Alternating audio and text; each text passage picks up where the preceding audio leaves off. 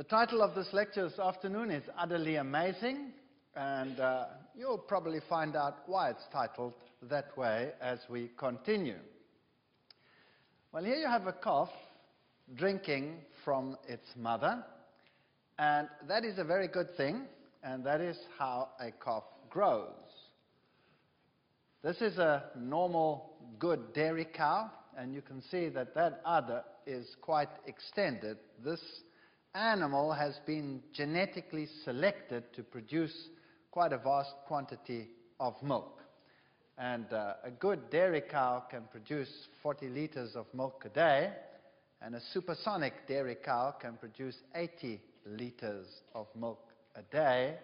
And the world champion cow produced over 120 liters a day, and it needed to wear a special corset-type bra, or else the weight would tear this very structure off the animal. Not off the animal, but the blood vessels would tear in the process.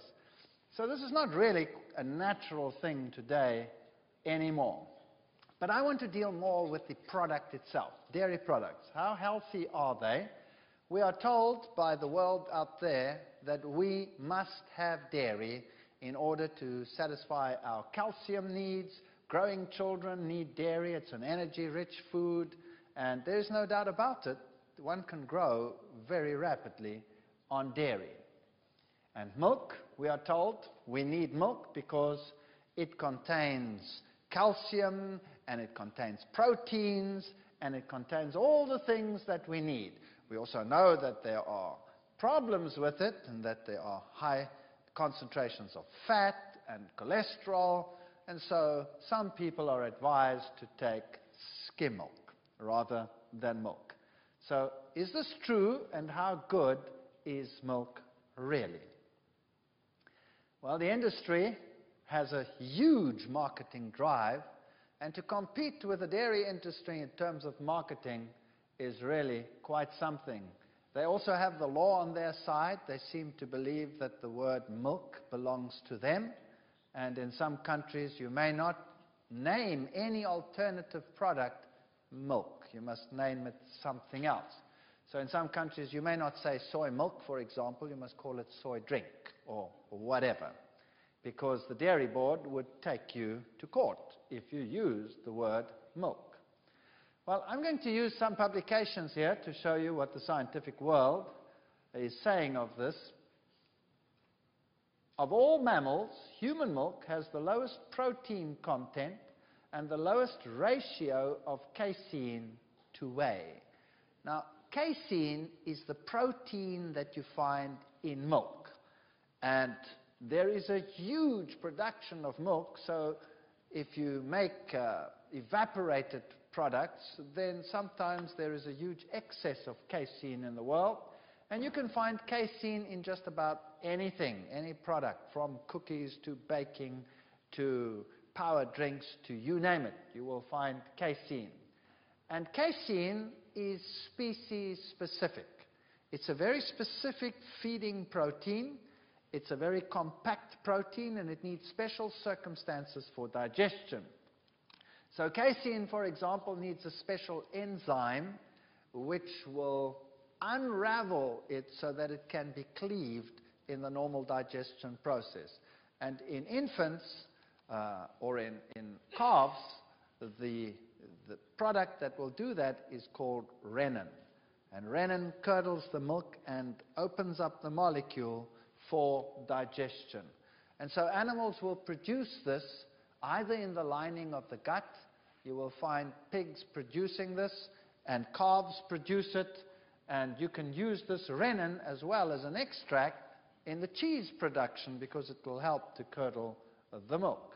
So casein is pretty species specific. The amino acid composition in different species is different. But of all mammals, human milk has the lowest protein content and the lowest ratio of casein to whey. So if we're going to compare them, for example, you will find that in the human there are 1.2 milligrams per liter of casein. That's what there is. And the time required to double the birth weight is 120 days. If you go to the horse, you'll see the horse has exactly double the amount of casein, or protein in general, 2.4 milligrams per liter, and the time to double weight is 60 days. That means exactly half. So there's a very good correlation there. A cow has 3.3 milligrams per liter, and the time to doubling birth weight is 47 days. A goat, 4.1, 19 days. A dog, 7.1 milligrams, 8 days. A cat, 9.5, 7 days. A rat, 11.8, 4.5 days. So if protein is the reason why we drink milk, then the best milk to drink is rat milk. No doubt about it. There's another problem that we have over here. We'll see that the human takes the longest to double the birth weight. Now, when a human is born, the moment the baby is born, he gets up and he walks around and says, "Where's the food?" Right? No, he doesn't do that. What does he do? He's totally helpless. And the brain is still developing. In fact, there are sutures which help it to be born, and the brain is the important structure that still has to develop. The nerves are still connecting up, and so a baby is totally incoordinate, and the nervous system has to develop after birth in a human. A human is a species where the brain is paramount. A cow is not too interested in school and calculus. It's more interested in walking around and feeding. Is that correct? And so, the food type that is geared for a cow is one to make musculoskeletal development possible and is not geared for brain development. So, if we feed the human cow's milk, then what we can do is we can induce fairly rapid growth, but it is musculoskeletal growth, and so the baby can get very, very large very quickly, and smaller infants are frowned upon that grow slightly slower. On the other hand, what is it that you would really want to develop properly, the brain or the musculoskeletal development? Well, it depends whether you're a child of a world boxing champion or of a, history professor or something like that, probably. But that's not the point. The point I'm making is that human milk, which has the lowest ratio of casein to whey, is geared for brain development. What does the brain consist of? High levels of proteins, or does the brain consist largely of fat? Basically, our brain is fatty tissue. And there are lots of fatty components. Around each of the nerve fibers, you have myelin sheaths, which are particular fat molecules. So brain and brain-connecting tissues or nerve tissues are largely fatty tissues. And so you need that type of development. Children that are raised on cow milk have a lower IQ on average than children that are raised on mother's milk. That's just a fact. So the protein that we find in this food is geared for the species, and if you work with animals in a zoo, you will know that you cannot just feed any milk to any animal. Normally they would die. The human is just so resilient that it can cope with just about any milk out there, and that's why we believe that cow's milk might be good for infants. In fact, the opposite is true. We should strive to use food that meet the nutrient needs of the older infant, yet avoid toxicity. Cow's milk simply does not meet the standard of quality. Journal of Pediatric Gastroenterology and Nutrition. So there are other problems with milk as well in terms of its purity. Here's the journal Pediatrics. You don't get better journals than these in terms of children. Babies who are fed whole cow's milk during the second 6 months of life may experience a 30% increase in intestinal blood loss and a significant loss of iron in their stools. Now, why should the infant bleed internally if it gets cow's milk? The answer again lies in the protein. The casein that occurs in the cow's milk is very hard to digest, which would mean that the situation inside the gut is such that it is very more acidic than normal and very irritating to the intestine, so that these young intestines actually bleed in the process and you lose iron that way. And adults have the same problem. People who have ulcers, for example, should never ever have any dairy product in their systems because of the irritating nature of the digestive process involved. Adults who consume large quantities of milk, who have high lactase activity, suffer repeated small galactose challenges, accumulation of galactocol in the lens, and a greater likelihood of developing senile cataracts, postgraduate medicine. Okay, what does that mean now? So the first problem about dairy products is the type of protein.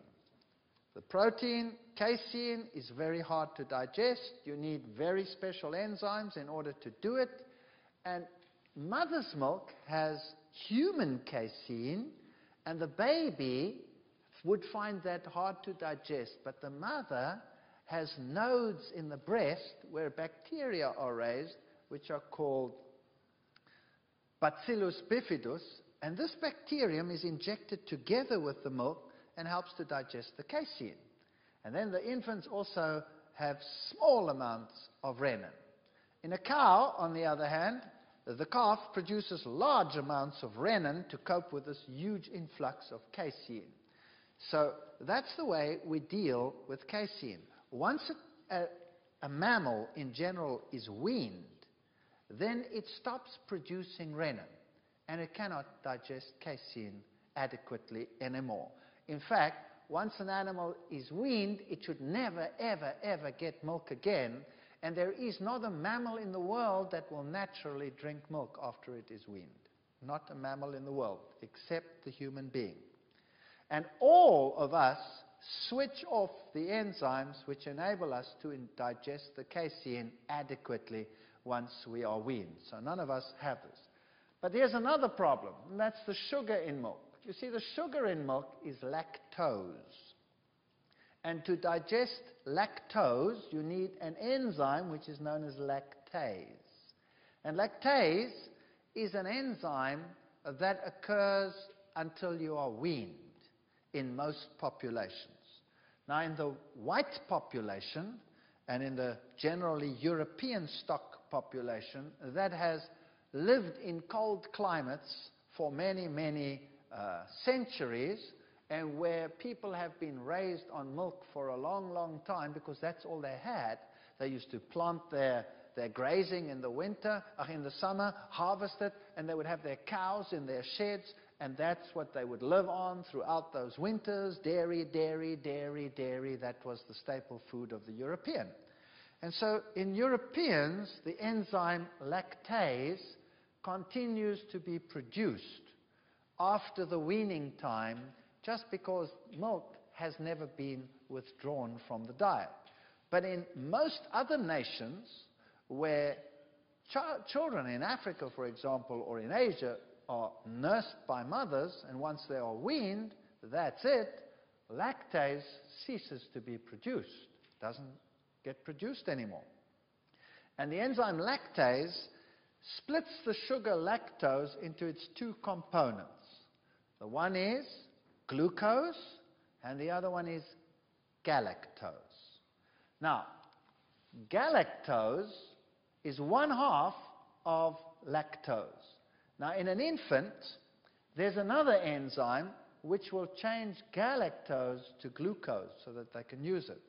So there's an enzyme called beta-galactosidase which will take this galactose and change it to glucose as the baby needs it. Now, guess what happens when you're an adult? That enzyme stops being produced. Once you are weaned, you don't produce it anymore. So if you ever consume lactose as a sugar, you might still, if you are a European, have the enzyme lactase that can split the lactose into glucose and galactose, but you won't have sufficient of the enzyme or none of it as an adult to split the galactose or to change the galactose to glucose, which means that no human being actually should ever use lactose as a dietary food ever. Because what do you do with the galactose now that you don't know how to use it anymore? It now becomes a foreign substance in your body. So every time you have a glass of milk and you're converting everything that you can use in there, you will sit with galactose challenges. And what do you do with galactose? Well, you don't know what to do with it, you store it. So you store it in your skin, everywhere, including your eyes, your cornea. And so senile cataracts largely are galactose deposits which have accumulated over time. So you don't want to do that. What's wrong with dairy products? Here's the Physicians Committee for Responsible Medicine, Washington, D.C. They will tell you that dairy products contribute cholesterol and fat to one's diet. Comparing the cardiovascular status of ovo-lacto-vegetarians and vegans has proven that while both are healthier than meat eaters, vegans have a better cardiovascular status than vegetarians who consume dairy products. And these are all the journals, the Journal of American Medical Association, American Journal of Clinical Nutrition. This has been known for a long, long time. Even the Journal of Dairy Science will admit that milk has been identified as a cholesterol-elevating fat because it contains cholesterol and is primarily saturated. That's a half-truth. So I'll acknowledge that they have half the truth there. The other half is worse, which they don't mention, and we'll come to that in a moment. Iron deficiency, we've already spoken about it. Iron deficiency is more likely on a dairy-rich diet.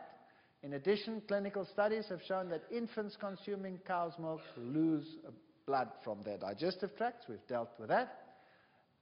Diabetes, this is an interesting one. Insulin-dependent diabetes, that's type 1 diabetes, or childhood onset, is linked to dairy products. And this has been fairly well established over time. And I'll continue with that in a moment as to why that is the case. Ovarian cancer, as the journal Lancet, a Harvard study found that when dairy products consumption exceeds the enzyme capacity to break down galactose, there is a buildup of galactose in the blood which may affect women's ovaries and make them actually infertile. In the European countries, 1 in 4 couples seek fertility help. 1 in 4. That never happens in Africa. Did you notice that? Never happens in Africa. Now here's this cow's milk linked to diabetes. In Lancet Medical Journal in 1999, they found that new evidence published Friday adds weight to a controversial theory that feeding cow's milk to babies may cause them to develop diabetes in later life, the Lancet Medical Journal said. Already in 1978, they said, drinking cow's milk may weaken the immune function in children and lead to problems of recurring infections. A young age at introduction of dairy products and a high milk consumption during childhood may increase a child's risk of developing juvenile diabetes, the journal Diabetologia, 1994. So how come it causes diabetes? What was the theory behind that? Again, it's linked to the protein. This protein, casein, is very poorly digested, which means that it only breaks down into little bigger chunks. You get energy from it because parts of it are digested, but the pieces sometimes get translocated and end up in the blood as pieces. Now all of a sudden, the body recognizes an abnormal protein. And it just so happens that cow's casein has an amino acid sequence in one part of the molecule which is very similar to the amino acid sequence on the beta cells of the pancreas. So what happens is, when the body recognizes the strange protein, it makes an antibody. And that antibody, if that sequence of amino acids happens to be present in that piece that's in the blood, is an antibody to that amino acid sequence. And then that same antibody attacks your own beta cells and destroys your pancreas. And then you have diabetes type 1, and you have no more insulin-producing cells, and then you have diabetes type 1. Then the only solution is to take insulin for the rest of your life. Now, there was a lot of controversy about this because Japanese babies sometimes develop diabetes type 1, even though they never got cow's milk, they only got mother's milk. And so this idea was rejected for a long, long time, until scientists found something very exciting. They found that the Japanese babies that had diabetes type 1 were from mothers who had been subjected to the United States diet. They'd lived in America for a while, and they were using dairy. So they analyzed the mother's milk, and guess what they found in the mother's milk? Cow casein. Why? Because the mother wasn't digesting the cow casein properly. It was also translocated partially into their bloodstream. The body gets rid of it, and a gland throwing things out is a convenient place of getting rid of it. The baby was getting cow casein and making antibodies because it couldn't deal with it, and that's where diabetes 1 came from. So the theory today is pretty well confirmed. Early cow milk exposure may increase juvenile diabetes risk by 1.5 times. Early studies already showed this. Diabetes does not occur in diabetes-prone rodents reared on a diet free of cow's milk for the first 2 or 3 months of life, indicating that cow's milk protein can trigger the disease. The New England Journal of Medicine reported that in 1992 already. They've known this for years. And only now is it slowly filtering through to the medical world that this is actually the problem. Researchers from Rome and London said they studied 47 patients who had recently developed insulin-dependent diabetes and found that 51% of them had immune cells that grew and replicated when exposed to a protein called beta-casein. It comes from cows. Found in cow's milk, only 2.7% of healthy people in a control group had immune cells that reacted to the cow's milk protein. So there you have it. Casein seems to be the problem. All right, here's this other study that was done on the sugar. 5 years ago, Kramer from Harvard Medical School linked galactose, that's sugar, consumption with increased risk of ovarian cancer. To look for hints for this sugar might also affect fecundity, that is fertility if you like. His team compared published data from 36 countries on the rates of fertility, per capita milk consumption, and hypolactasia, that is low lactose, the adult inability to digest lactose. In February 1, American Journal of Epidemiology, they now report a correlation between high rates of milk consumption and waning fertility, beginning in women just 20 to 24 years old. You shouldn't become infertile at 20 and 24. You should be at your peak. The strength of that association and the rate of fertility decline grew with each successive older age group studied. In Thailand, for example, where they don't use dairy because they are lactose intolerant, when 98% of adults are hypolactasic, they're lactose intolerant, average fertility in women, 35 to 39, is only 26% lower than peak rates. So you stay fertile for a long, long time at age 25 to 29. By contrast, in Australia and the UK, where hypolactasia affects only about 5% of adults because they keep the enzyme, because they have this history of milk consumption, average fertility by 35 to 39 is 82% below peak rate. What a tremendous difference. And the difference is the dairy. The dairy is the bad news. Cataracts, as we have seen, are linked to dairy products. There are many scientific publications to show that. Lactose intolerance, we'll deal with in a moment. Food allergies. Milk is one of the most common food allergies. If you have migraine, if you have asthma, we'll deal with them in a moment. The first product to look at is dairy. And that is the one that will not test positive in most cases. If you go for allergy tests, you will test positive to all the secondary allergies and seldom to the primary allergy.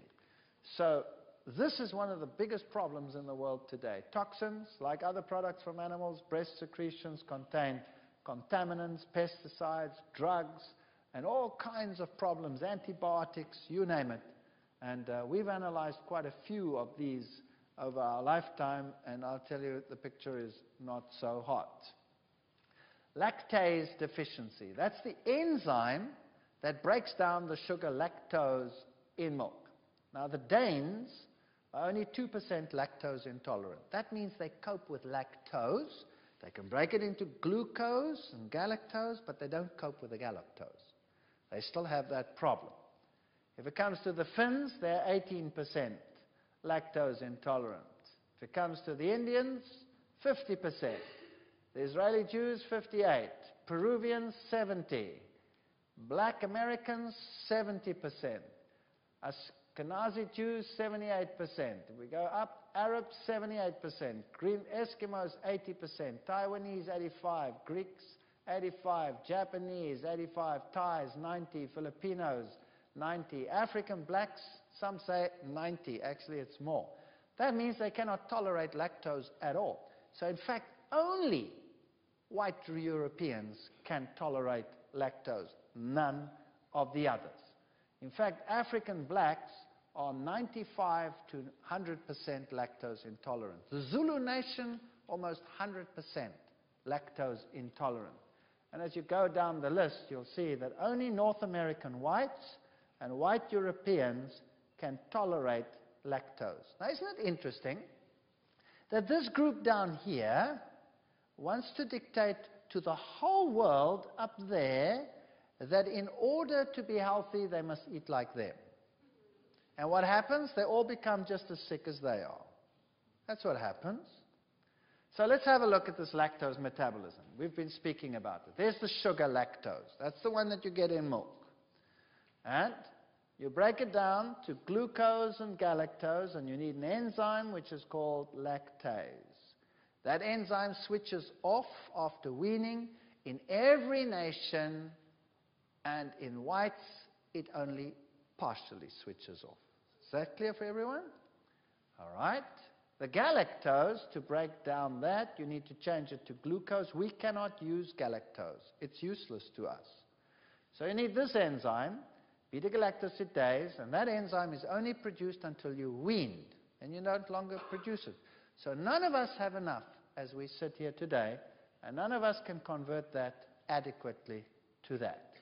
And yet, if you look at your advertisements, they'll put the white ring around the black people, the white ring around the black people, around the white people, and even the cartoons get the white ring. Why? Because they want to induce you to drink milk. There's another American advertisement. Great for growing chicks. Got milk? Well, they should say there, great for ovarian cancer, great for infertility, great for, dumb blondes too, because it's not so good for brain development. They should put a sub-list over there. They don't put that on the advertisements. Here's a nice little cartoon that I quite like. Two little kids. The one is a black kid, and the other one is a white kid. And they've just spilt the milk. Now, is that a curse or a blessing? That is the question. Is that a curse or a blessing? Let me tell you the difference. This little white kid is going to be lactose tolerant. This little black child is going to be lactose intolerant. Okay, now, let's say they had not spilt the milk and they actually drank the milk. The little white kid would have no problem with the milk in terms of digesting the sugar because it has lactase, the enzyme, breaks it down, but it would have problems with the galactose, which would affect certain parameters. Then the casein, the protein in the milk, it would have problems with that as well, and they would tend to allergies and all kinds of things, but it could grow quite well on the casein, no problem. And then there's fat in it, which also helps to grow quickly, give cholesterol, all the bad things. So not the best thing for the little white girl. If she has this milk, because she is not lactose intolerant and because milk is fiberless, she would tend to become constipated from the milk. Constipated. The little black boy over there, he would have the same problems, except that he doesn't have lactase. And so he cannot ferment the lactose. So it passes straight through into the colon, where there are bacteria which can do it. So they split it. And now suddenly he has free sugars down here in the colon, and that attracts water into the colon, and he gets diarrhea like crazy. So two little kids come to hospital. The one is so constipated that they sometimes use little saws to cut it apart and pull it out with tongs in babies from constipation. And this poor little kid has diarrhea like crazy, and so they'll treat them totally differently, although they both have the same reason for their demise. Osteoporosis, we'll talk about that in a moment. How important is dietary calcium in preventing osteoporosis? That's an interesting question. Here's an interesting one from the journal Pediatrics. Colic. 1 out of every 5 babies suffers from colic. Pediatricians learned long ago that cow's milk was often the reason. We now know that breastfeeding mothers can have colicky babies if the mothers are consuming cow's milk. There you go, straight from the journal Pediatrics. Osteoporosis is caused by a number of things, one of the most important things being too much dietary protein. American Journal of Clinical Nutrition. Oh, I could give you hundreds of publications on this. A high ratio of dietary animal to vegetable protein increases the rate of bone loss and the risk of fracture in postmenopausal women. And the more animal protein you consume, the worse you are. And which protein do you think would be the very worst of them all? Casein, the one in milk. Here's some interesting things about milk. Leukemia. Bovine leukemia virus. Now that's a virus in cattle, in cow milk, in cows. Bovine leukemia virus antibodies were present in 59% of newborn calves tested. That's the Canadian Journal of Comparative Medicine. Human T-cell leukemia virus can be transmitted from humans to animals. Such results suggest that a milk-borne infection being transferred from a mother to a baby is very plausible. Whether it can pass from a cow to a human is being studied. That was the Japanese Journal of Cancer in 1985 already. Iowa, a dairy state, has higher rates than the national average for human leukemia. American Journal of Epidemiology in 1980. Pennsylvania veterinarians have been able to grow bovine leukemia virus in human cells in the laboratory. In 1980, a study showed an increase in human leukemia in areas where high levels of bovine leukemia occurred. And here's something interesting. Cows infected with bovine leukemia virus had significantly greater milk production than their non-bovine leukemia virus-infected herd mates, which could mean that more BLV-tainted milk is being produced than previously estimated. Did you know that over 80% of dairy cows in your country, for example, have BLV? Because the farmer is going to select which cow, the one that produces more milk or the one that produces less milk? The one that produces more milk. Okay. The data confirm the presence of bovine leukemia virus in milk and identify the potential for lactogenic milk transmission of the virus. That's the American Journal of Veterinary Research by 1995. So there is evidence that leukemia can come from milk. What about multiple sclerosis? What a debilitating disease. The present data indicate that MS, multiple sclerosis patients, exhibit an antibody to bovine leukemia virus. Okay, so maybe you're getting more from your milk than you might assume that you got from your milk. Many of these sclerosis, these nerve diseases patients report consuming large quantities of milk. Other diseases, even the Journal of Dairy Science admits that TB, brucellosis, diphtheria, scarlet fever, Q fever, gastroenteritis are transmissible by milk products. And the Journal of American Medical Association, milk is an excellent vehicle of infection because its fat contents protects pathogens from gastric acid, and being fluid, it has a short gastric transit time. So you can get infected with milk. The big stink, listeria infections in the UK. Notice how they've been going up here since the 80s, how they have increased over time. And listeria is one that will cause, as I said, blindness, stillbirth, deformities. It's quite a wicked one. We've had quite a few outbreaks in our country. Switzerland, there have been quite a few outbreaks of this. So the fact of the matter is that dairy doesn't seem to be as good as it seems. Listeria organisms excreted in cow's milk escape pasteurization. So it doesn't even help to pasteurize them. It's interesting. We tested milk for pathogens. And we went and took raw milk, and we tested retail pasteurized milk. And you find lots of lactobacteria in raw milk, and very, very few, if ever, of the pathogens. Then you go to the retail milk, and you find no lactobacteria. They're all dead. They've been pasteurized away. But what do you find? You find pathogens alone. They survived, and now they can grow in the milk. So these days, milk doesn't tend to go sour, but it develops a bad odor sometimes. And that's because it has pathogens which make it go rotten rather than sour. The results report the hypothesis that human listeriosis can be a foodborne disease and raise questions about the ability of pasteurization to eradicate a large inoculum of listeria from contaminated raw milk. It doesn't work.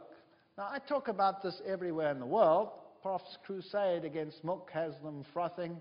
There was a newspaper article about some Walter Fight guy who was talking about milk. In fact, the dairy board came and wanted to put me in a box. And I said, would you care to sit down? And these guys are big. Dairy board farmers, they are huge. After all, that's what they've been eating all their lives, right?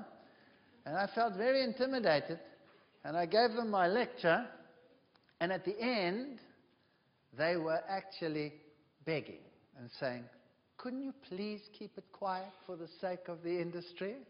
So I said, well, if you can take all the diseases upon your head, I would do that. So, no, there are other publications, also books, which talk a lot about this issue. Move Over Milk is one, Milk the Deadly Poison, very many interesting things. High infant death rates from cow's milk.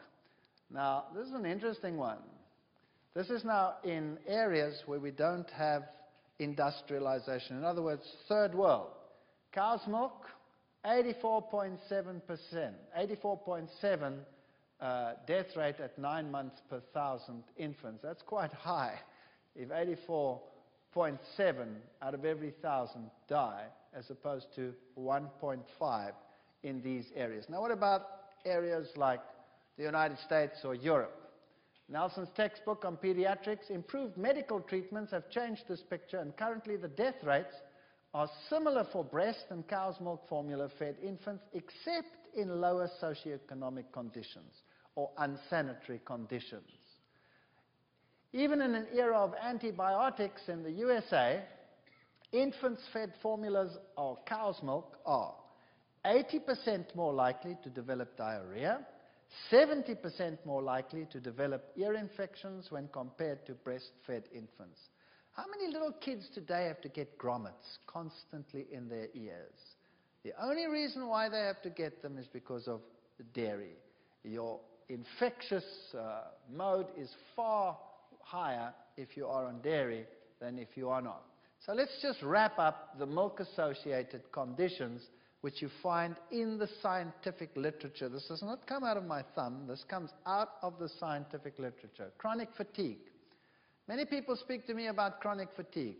Take out the dairy, and the problem is very often solved. Tension headaches, musculoskeletal pain, hyperactivity, bedwetting, allergies and congestion. Many, many allergies can be taken straight back to dairy. Asthma and respiratory difficulties. Well, for one, my wife was an asthma sufferer. She had to take an asthma pump. She could not go anywhere without an asthma pump. She was a constant asthma sufferer. It was a nightmare. And since she threw out the dairy, she didn't have to use the asthma pump. It took about 6 months in her case.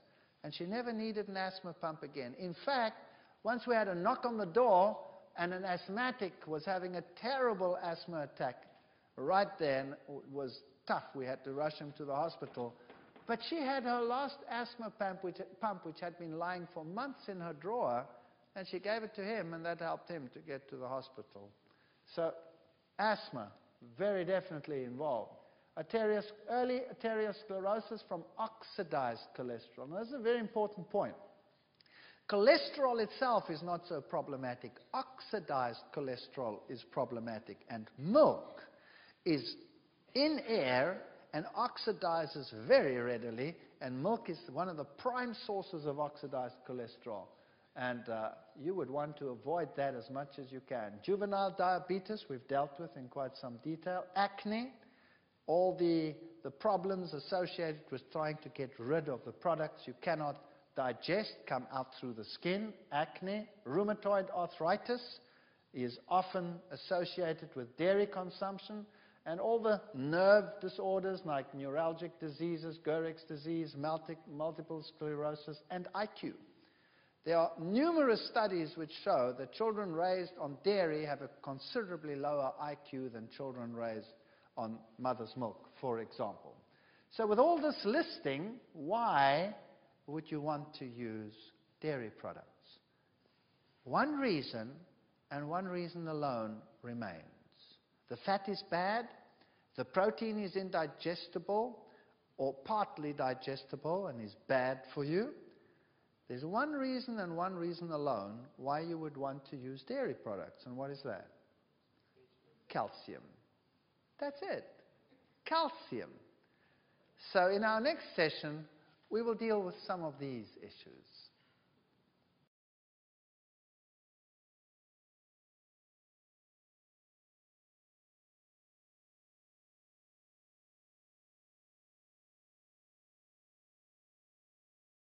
Right, we have been looking at dairy products in our previous sessions, and we looked at all the symptoms that you can get from dairy consumption. Known advantages of breastfeeding over milk consumption, cow's milk, is mother's antibodies are passed on to the baby. That's one important point. 2, mother's white blood cells are passed on to the baby. Breast milk contains lactoferrin, which blocks E. coli bacteria growth, so the baby has a better bacterial distribution. Breast milk is usually sterile, unlike cow's milk. And only 25% of calcium in cow's milk is absorbed by the body. So there's your first point. Yes, maybe milk contains a lot of calcium, but what good is that if the absorbability is so poor? Human milk, although containing less than half the calcium of cow's milk, is a better source of calcium because of its high absorption. So there's another reason. And anything dark green, kale, turnips, sesame seeds, are better sources for the same reason. Now, what are the disadvantages? The fat in cow's milk is not easily digested. Cow's milk is deficient in vitamin C. Cow's milk is deficient in vitamin D. And if we look at the protein content, let me remind you again that human milk has the lowest protein content compared to any of the others. And it's also low in phosphorus, whereas the cow's milk is high in phosphorus. So the ratio calcium to phosphorus in cow's milk is totally wrong for human development and human needs.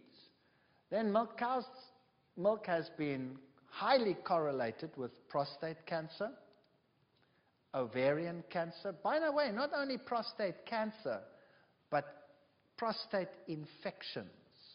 And do you know how many young people suffer from prostate infections, recurring prostate infections? Get rid of the cow's milk, and it'll be a far improved situation. Ovarian cancer, we've already looked at that. Rectal cancer, breast cancer.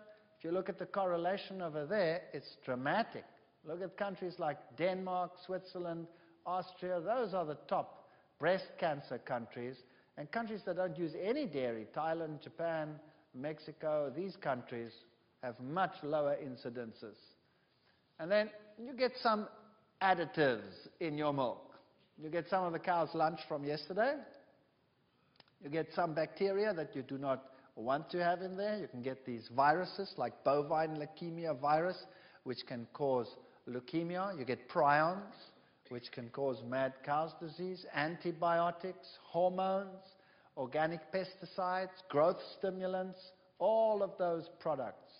Bacteria in milk is limited to 20,000. Milk after pasteurization should contain no more than 20,000 bacteria per milliliter of milk and no more than 10 coliform bacteria in each milliliter. Once you've pasteurized it, the bacteria that you have are largely the bad ones and not the good ones. So, now you're saying to yourself, okay, maybe I shouldn't have my milk. But if you look at these products, how many of these products contain milk? It really is a problem now, because just about everything out there contains dairy products. And cheese, some people say, well, I won't drink milk, but I'll have cheese. Cheese is still okay. Now let me get to my pet topic, which is cheese. Are you ready? Let's have some fun with cheese. What is cheese? It's propagated as a high-energy growth food, and it's used so widely in the world today that one can hardly imagine a life without it. Isn't that right? One can hardly imagine. Imagine all the things that are sold out there that contain cheese, and the pizzas and the lasagnas and all these marvelous things. How's cheese made? Firstly, you take the milk, and then you add a culture, and then you have some fermentation, and then you get a curd. And you have some whey. And the curd you can use, and you can make cottage cheeses of them. These are the soft cheeses. Now, what does the curd contain? Just wrap it up for me. It contains high cholesterol oxidized fat. It contains which protein? Casein and some lactoglobulins and all of those, which are not easily digestible. And then it contains, if it's cultured and it's been fermented, then it won't have any more lactose in it. The glucose will have been fermented away and been changed to lactic acid. That's not a big problem. But the galactose will be present as what? As galactose. So what's bad in this cottage cheese? The fat is bad, the protein is bad, and the galactose is bad. Then, when you mature that further, you get soft cheeses. And if you mature that further, you get the mature cheeses, and all of that comes from this curd. Now, what has happened in a mature cheese? In a mature cheese, what has happened is that the bacteria have worked on the product, and what do the bacteria actually do? They utilize anything that's useful, because bacteria have to grow. So they utilize everything that's useful until they get to the point when they've used everything that's useful, and that which they cannot use remains. Then the process stops, and we say it has become mature. Does that make sense? Is that logical? Yes. All right. Now let me try and put this to you kindly. If you eat a meal and you've utilized everything that you can utilize, and then the process stops, what do you do with the rest? Yes, you go and sit in that special little chamber where you have this chain effort, and you go, and it's gone, right? So basically, mature cheese is bacterial, whatever. that's left over. And it even has the smell associated with it, which we have turned into something artistic and delectable. Isn't that so? The better and the more aromatic, the more expensive it becomes. So we have become experts in producing this product, and we call it food for some strange reason. Now, you pop it into your stomach. The bacteria didn't have very much success with what was left over. That's why it's called a mature cheese. It's highly rich in casein. It has some oxidized fat, which is the worst thing that you could possibly have. And this casein is indigestible. The bacteria do not have the enzymes to cleave it. They don't have the acid medium. We have an enzyme, pepsin, which can actually cleave proteins, but it really battles with casein. Because you need something else to unwind it. What is that? Renin. Do we have renin as adults? Yes or no? We don't even have enough of it as infants. That's why mom adds Bacillus bifidus. No, no, no. We don't have it. So do we cleave this protein very well? Yes or no? No, we don't. And so the cheese stays in there, and we produce a very acid system, which can cause gastritis and chronic ulceritis over a long period of time if we eat a lot of it. And the amazing thing is, we occasionally send samples through for analysis. And that's when the sphincter opens and a little sample goes through. And there are receptors there which measure the size of the molecules. And if they are too large when they come through, we send a signal back and say, close up, the job's not done. The job's not done. And then it stays in there longer. Now, I've already told you that normal plant foods will be in and out of the stomach within 4 hours. Finished.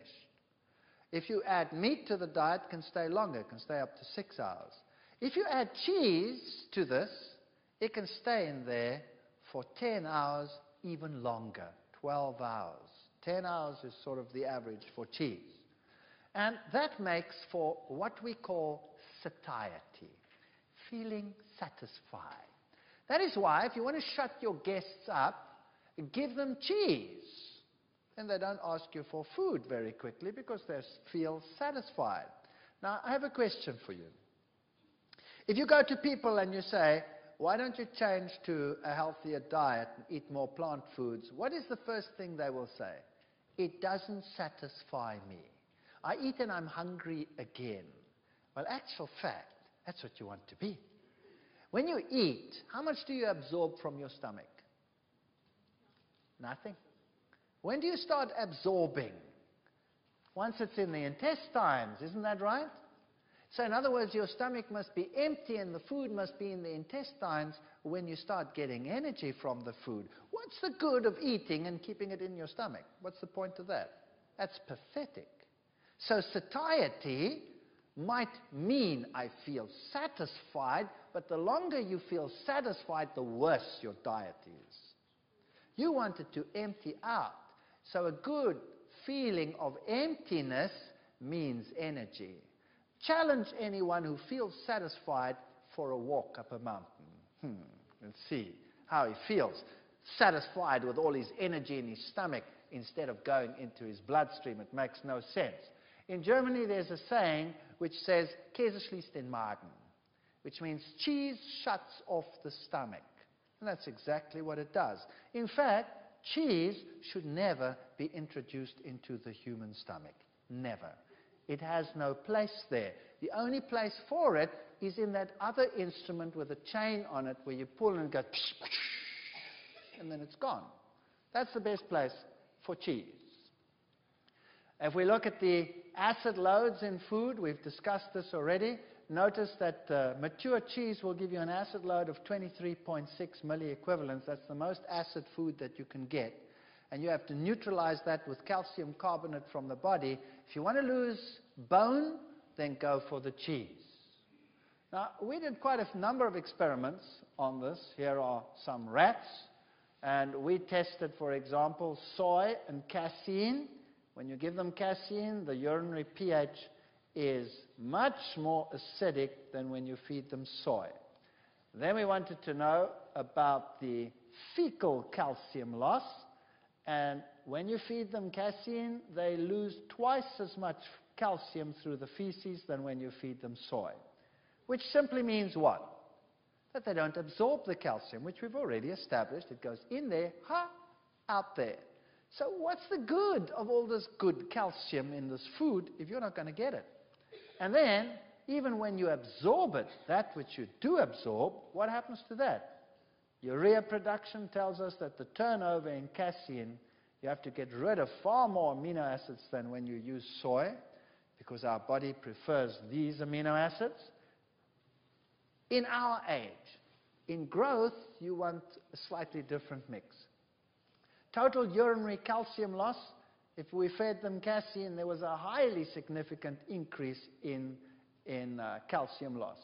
So, yes, you absorb the calcium, but you have to urinate it out again. So really, milk is a very poor source of calcium.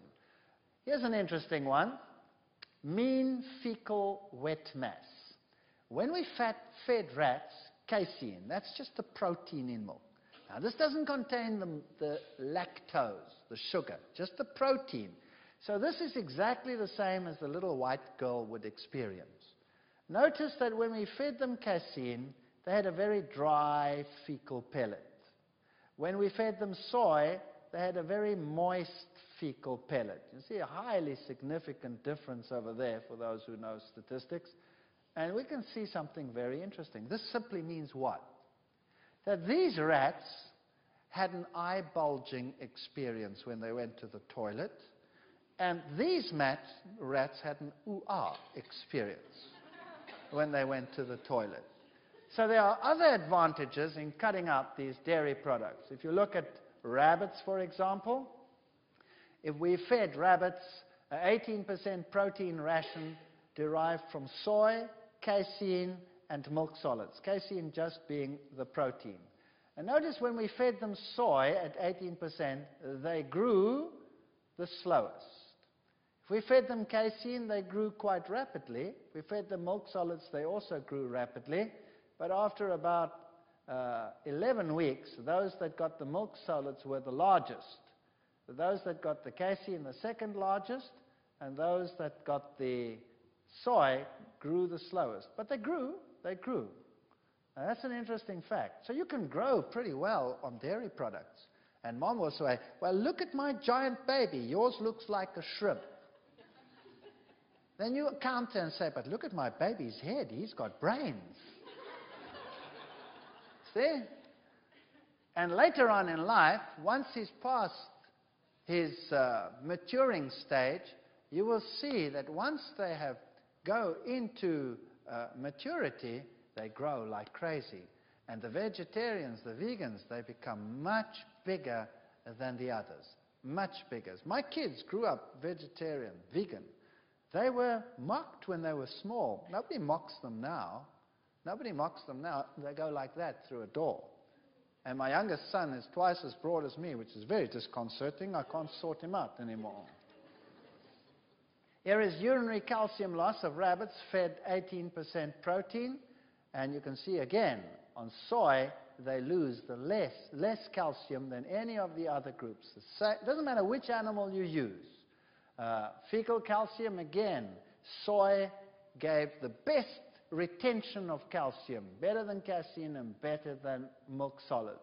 Urea production, turnover of the protein as to what you have to get rid of. Soy was the best, casein and milk solids were the worst. So let's compare soya and milk solids in terms of cholesterol. And my students do this too. Plasma cholesterol levels of rabbits fed in 18% protein rations derived from soy and milk. Cholesterol generally, soya gave low cholesterol, milk solids gave high cholesterol.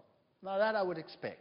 Question: what causes the high cholesterol? Is it the fat in the milk or is it the protein in the milk? So how do you test that? Obviously, we'll say, well, obviously it must be the fat in the milk, but not necessarily. You see, there are always two sides to a story. The fat is the one that will cause the problem, but the protein is the one that carries the fat to where it has to be. So it can be in either. So how do we test that? Well, you take the fat out and you use only the protein. So here's another one. We first looked at bad versus good cholesterol, LDL cholesterol, much better in the soy, supersonically better in the soy than in the milk solids. And HDL cholesterol, that's good cholesterol, when we fed them soy, that was much better than on the milk solids. So the ratio gets better once you start using the plant products. And that's what you want to look at. HDL versus LDL, good versus bad cholesterol. On soy, the ratio was excellent. On milk solids, the ratio was pathetic. Interesting. Now, let's go to the casein. Let's cut out the fat. Cholesterol levels. Soy, low. Casein, high. Now, there's no fat. There's no fat and no added cholesterol. HDL, LDL, casein, poor. Soy, good. So now, I had a question earlier. What's better? Skim milk or full cream milk? Let's have a look here. Let's run through this. We did it yesterday, but we'll be a bit more specific. Rabbits on an animal-based protein will have high cholesterol. Rabbits on a plant-based protein will have low cholesterol. And these were the proteins. Do you remember them? Plants and pork and chicken and beef and whole eggs and casein and turkey and skim milk and egg yolk protein. Now have a look here. Plant proteins give you the lowest cholesterol. Then the animal proteins give you high. Casein by itself gives you very high cholesterol levels. Just by itself, without any other fat added. And then we come to skim milk protein. Look at that. It's the second highest cholesterol elevating protein in the world after egg yolk. So now, if they tell you, change from full cream to skim milk, will it help, yes or no? Not one iota. Because the problem is not only in the fat, the problem is also in the protein. And because the protein is one of the worst in terms of cholesterol elevation, the best thing to do is never to use this protein at all. So chuck away this product. And which milk should you use? You can use any one that comes from a plant protein. You can use soy milk. You can use rice milk. You can use oat milk. You can use combinations of those. There are nut milks and all kinds of marvelous things that you can make to suit your palate. And you don't have to suffer with these things.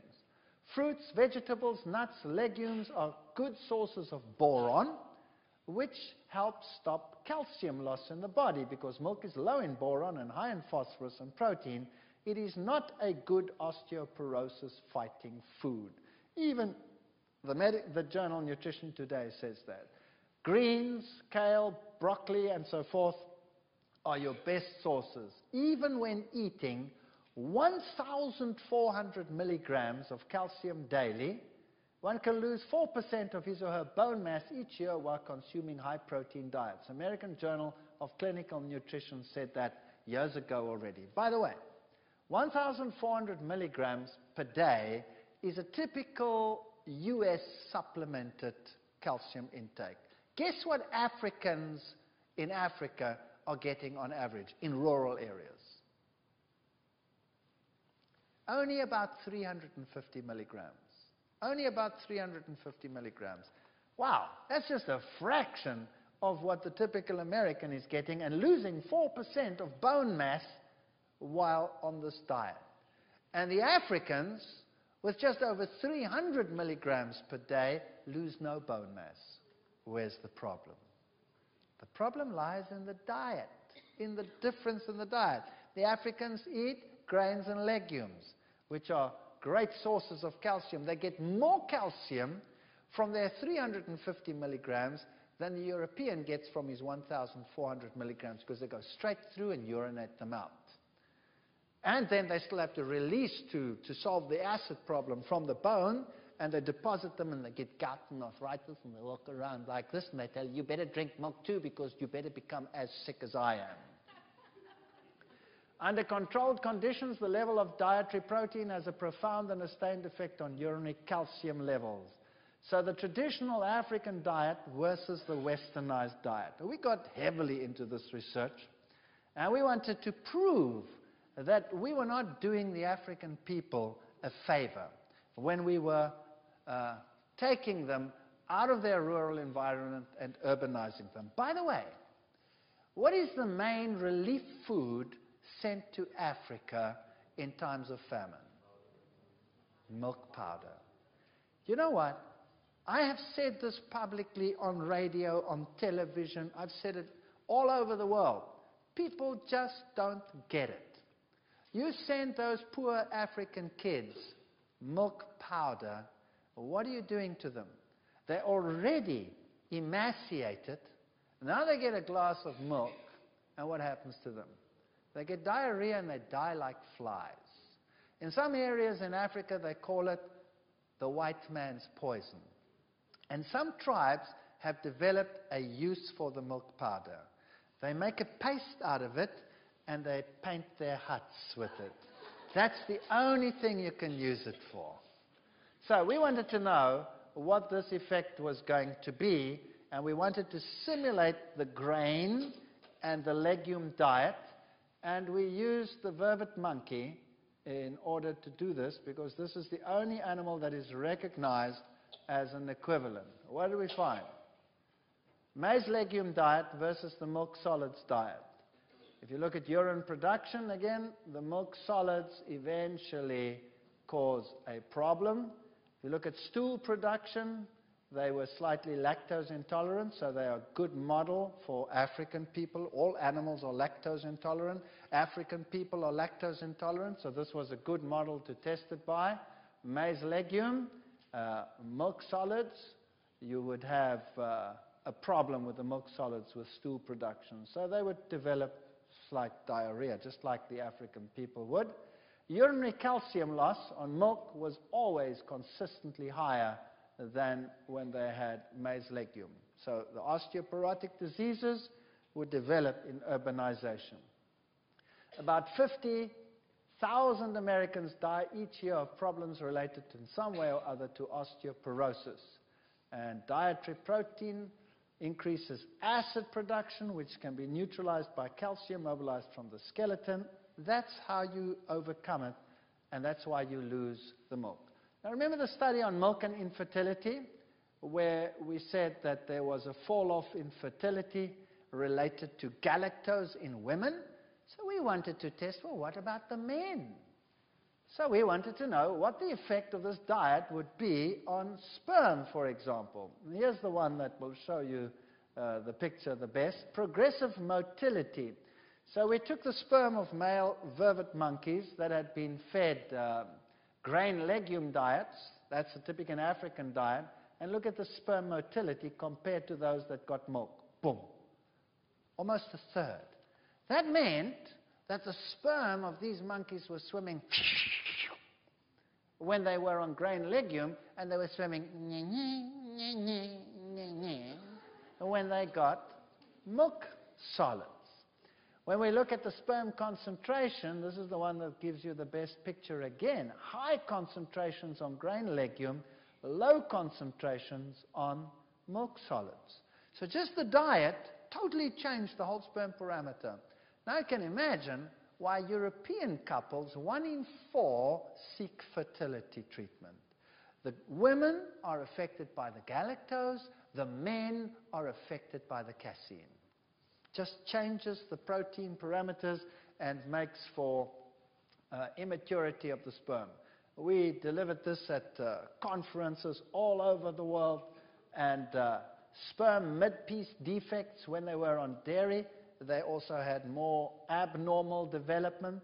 Typical defects would be this little bump there or kinks in the tail. So bottom line, guys, if you want to be fertile, kick the milk habit. Your sperm will go, it'll be plentiful, and not like these go around in circles not knowing where to go. Lymphocyte levels. This is very interesting.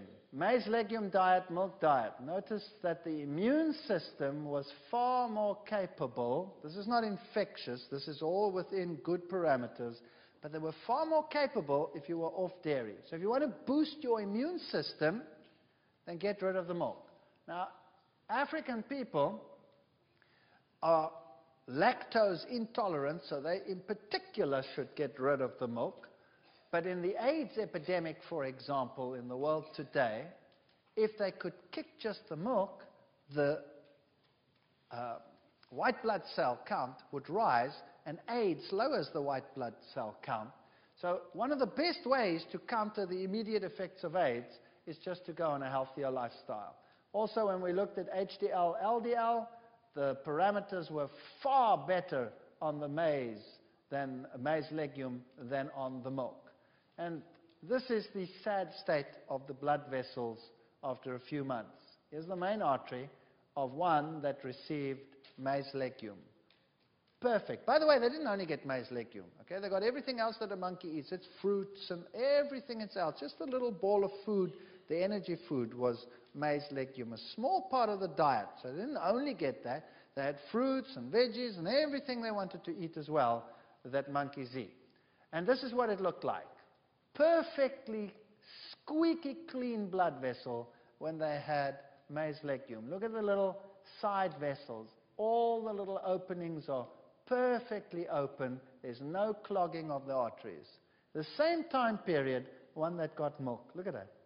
All this fat deposit in there. All the arteries partly clogged.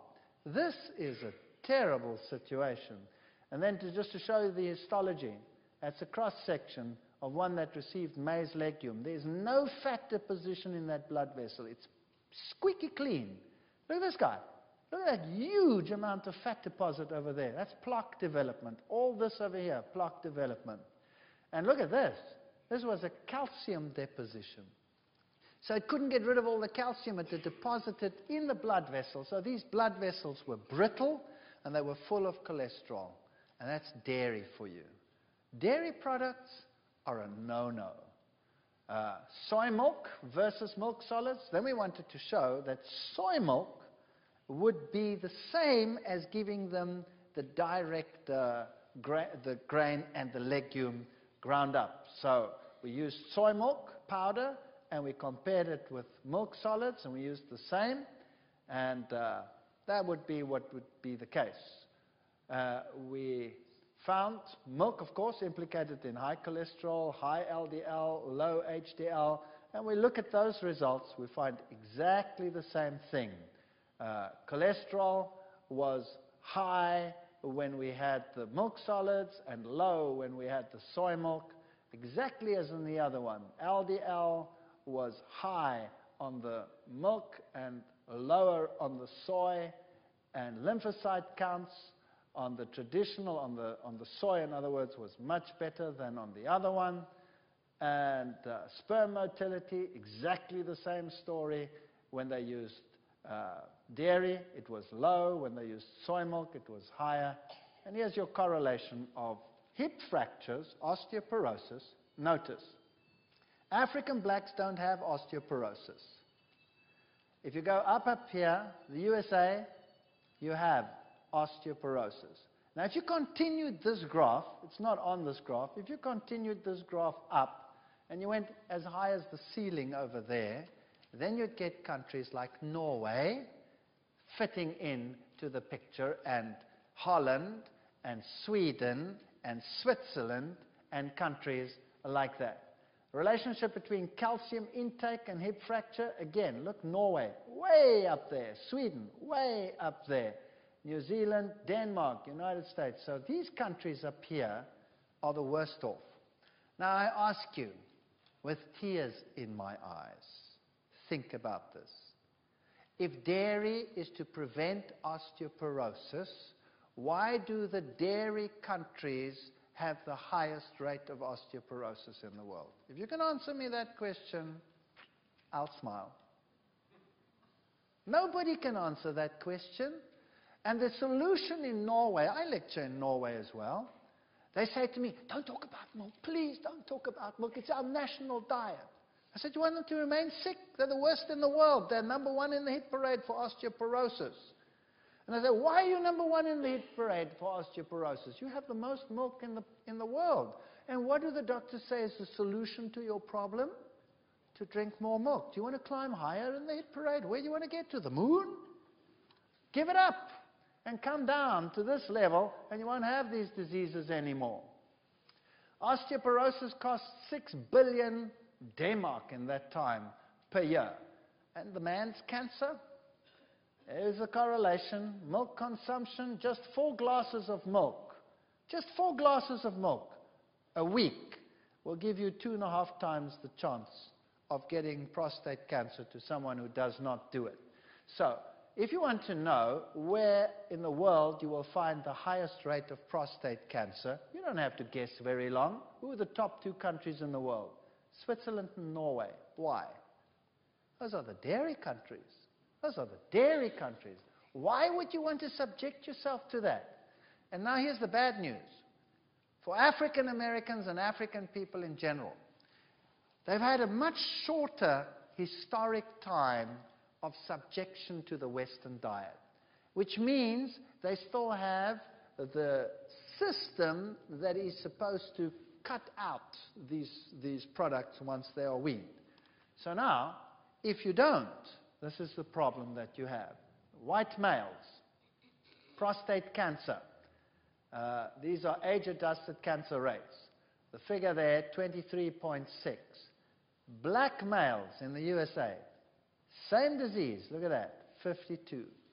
The probability of getting prostate cancer if you are a black American is more than double the probability of a white getting it in this country, simply because of the history of usage of dairy products. So if you are a black person, you should be twice as careful. So obviously we are right when we say to the governments, why do you introduce dairy as a food for urbanized black people? Why do you do that? Why do you not propagate grain legume diets? Why don't you propagate natural foods? You don't. You're going to sit with epidemics like you cannot believe. And they are sitting with them. And do you think they will listen? Absolutely not. Gasping for breath?